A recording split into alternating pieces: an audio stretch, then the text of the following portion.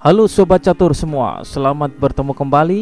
Dalam video kali ini saya akan menampilkan lagi sebuah partai bertema peran diagonal gajah yang begitu penting. Partai ini terjadi antara Vladimir Kramnik dari Rusia melawan Darmen Satvakasov dari Kazakhstan.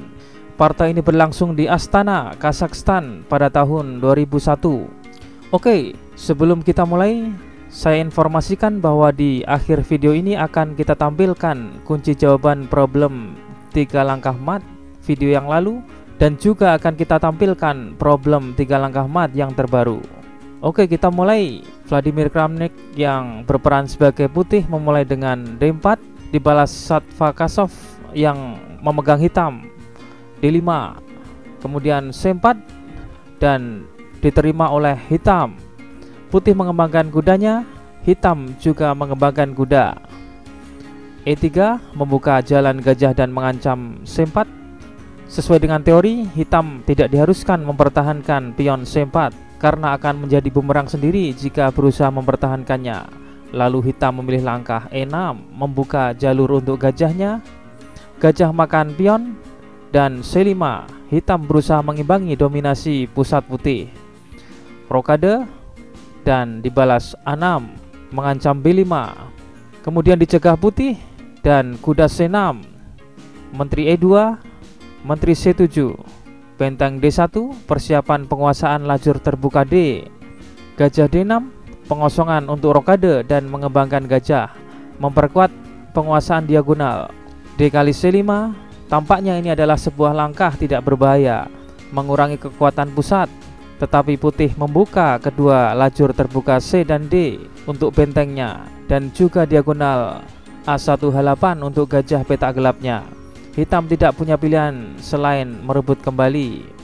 Kemudian B3, putih menghindari langkah teks mayoritas, yaitu kuda ke C3 karena ia ingin memiliki ancaman memukul kuda F6 ketika gajahnya ditempatkan di B2.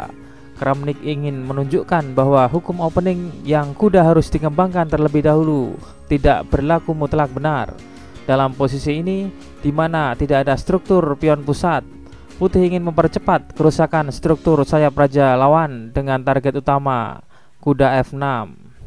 Rokade, langkah natural. Tentu saja raja hitam tidak ingin berlama-lama di tengah saat ada dua lajur terbuka.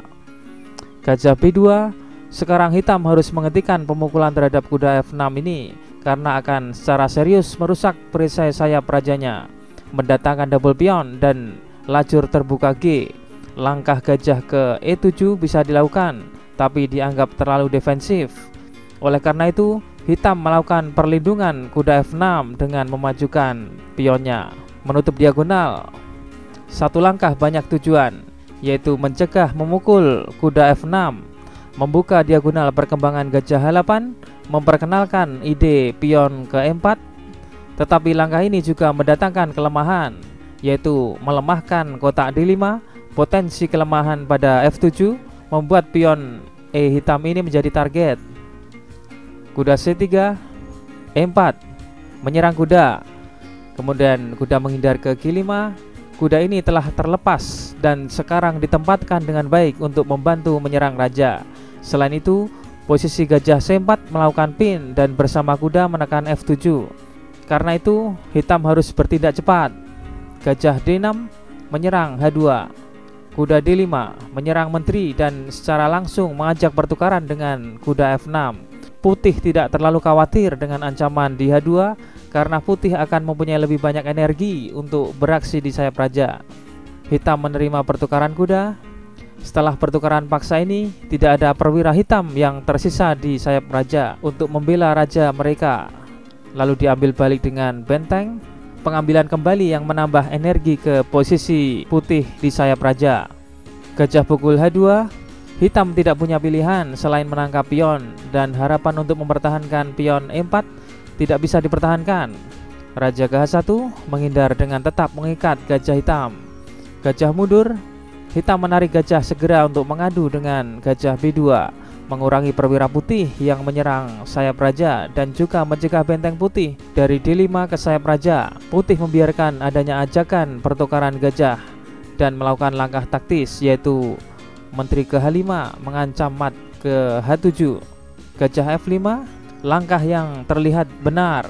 Memang menempatkan gajah di F5 melayani banyak tujuan, yaitu membela E4 dan juga H7, menghapus tekanan menteri putih, menyalakan pion E4, dan yang paling nyata mengembangkan gajahnya yang tadinya di C8.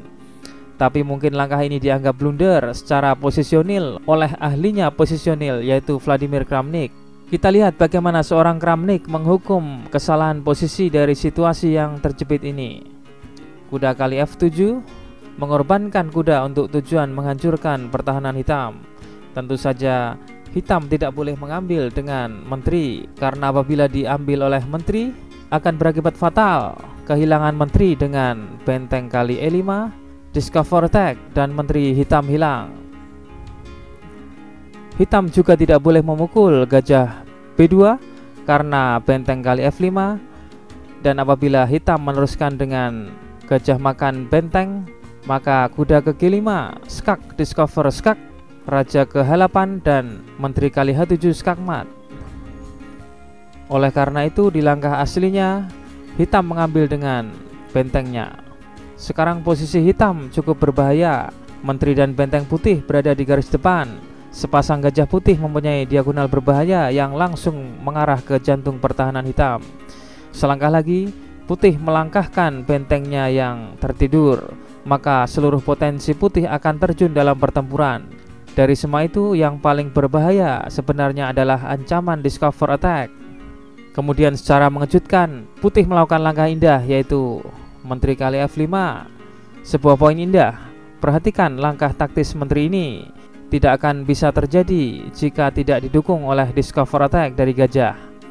Agar lebih jelas, mari kita jabarkan. Bila menteri ini dipukul, maka putih dapat melakukan discover skak dan menghasilkan double skak, yaitu benteng ke-8 skak mat, dan memaksa skak mat tanpa hitam dapat menutupnya. Oleh karena itu di partai aslinya, hitam menjalankan G6. Hitam mencoba menyerang menteri dengan pion, tapi menteri tetap dibiarkan dan melakukan langkah taktis, yaitu gajah pukul gajah, dan memaksa hitam menyerah. Apabila hitam memaksa mengambil menteri dengan pion, maka gajah kali C7, hitam menang 1 perwira. Jika gajah diambil, maka putih mengancam discover skak dan mendapatkan benteng. Dalam posisi ini, bagaimana jika hitam menjalankan menteri makan gajah? Maka putih menjawab dengan menteri kali F7 skak, diambil raja, dan benteng balik makan menteri sambil discover skak, dan hitam menang 1 benteng. Serangan yang menakjubkan oleh Kramnik yang berkembang dari posisi yang tampaknya tenang. Oke, demikianlah partai yang syarat dengan pelajaran ini antara Kramnik melawan Satvakasov yang terjadi di Astana, Kazakhstan tahun 2001. Oke, sekarang kita akan tampilkan kunci jawaban problem 3 langkah mat video yang kemarin. Kunci jawabannya adalah ya, gajah ke H8. Satu-satunya langkah hitam adalah C2. Langkah kedua putih adalah benteng F7 menutup diagonal gajah untuk mencegah draw sehingga raja hitam dapat bergerak ke A2. Dan langkah pamungkas atau langkah ketiga putih adalah benteng A7 skak mat. Oke, dan sekarang juga kita akan tampilkan problem 3 langkah mat yang baru dengan posisi yang simpel ini. Putih giliran melangkah dan mematikan lawan dalam 3 langkah mat. Selamat mencoba, silahkan dijawab di kolom komentar, dan jawabannya akan kita tampilkan di video selanjutnya. Sekian dan terima kasih, sampai jumpa di video selanjutnya.